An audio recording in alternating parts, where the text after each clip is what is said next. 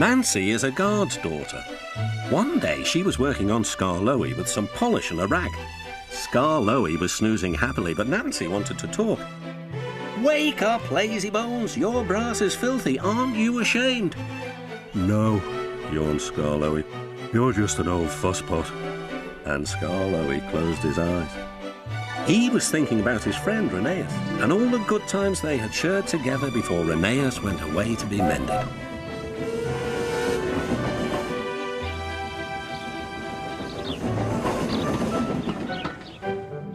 Nancy interrupted again. "Don't you want to look nice for when Rheneas comes home?" Skarloey wasn't sleepy anymore. "What? When?"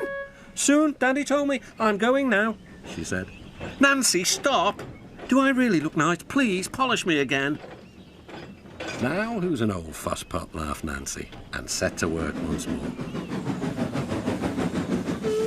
Duncan was jealous. "Aren't you going to polish me too?" "Sorry, not today. I'm going now. I'm helping the refreshment lady this afternoon." "We must get the ices ready for the passengers." "Never mind, Duncan," she said. But Duncan did mind. "It isn't fair," he complained. "Peter Sam gets a special funnel, Sir Handel gets special wheels, passengers get ices, but I'm not even polished." Of course, this wasn't true, but Duncan enjoyed complaining. He became sulkier still. That afternoon, there was bad news from up the line. "One of Skarloey's coaches has come off the rails," called Duncan's driver. "We'll have to take the workmen there right away." "All this extra work," grumbled Duncan. "It wears an engine out. Rubbish. Come on."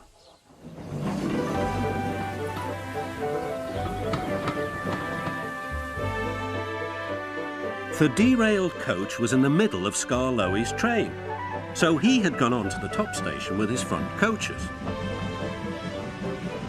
Duncan shunted the works train into the sidings and left the workmen to sort out the mess. Then he brought the passengers and the rear coaches home. He sulked all the way. "I get no rest, I get no rest," he muttered. Duncan made the journey very difficult. He was short of steam, so his driver waited a while in the hope of raising more. But Duncan wouldn't try. "We'll keep our passengers waiting," said his driver. Duncan was cross. "You always think about the passengers and never about me."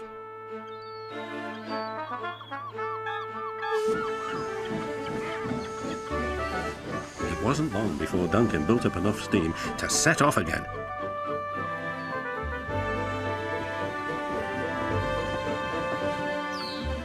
But he was still very grumpy and cross.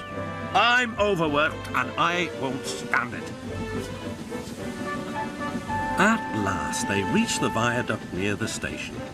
"Come on, Duncan," cajoled his driver. "One more effort and you'll have a rest and a drink at the station." Then Duncan was very rude.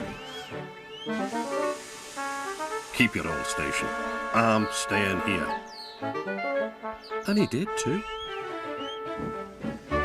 Skarloey had to haul Duncan and his train all the way to the platform.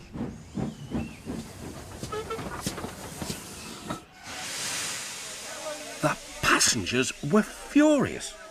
They told everyone what a bad railway it was. That night, the fat controller spoke to Duncan.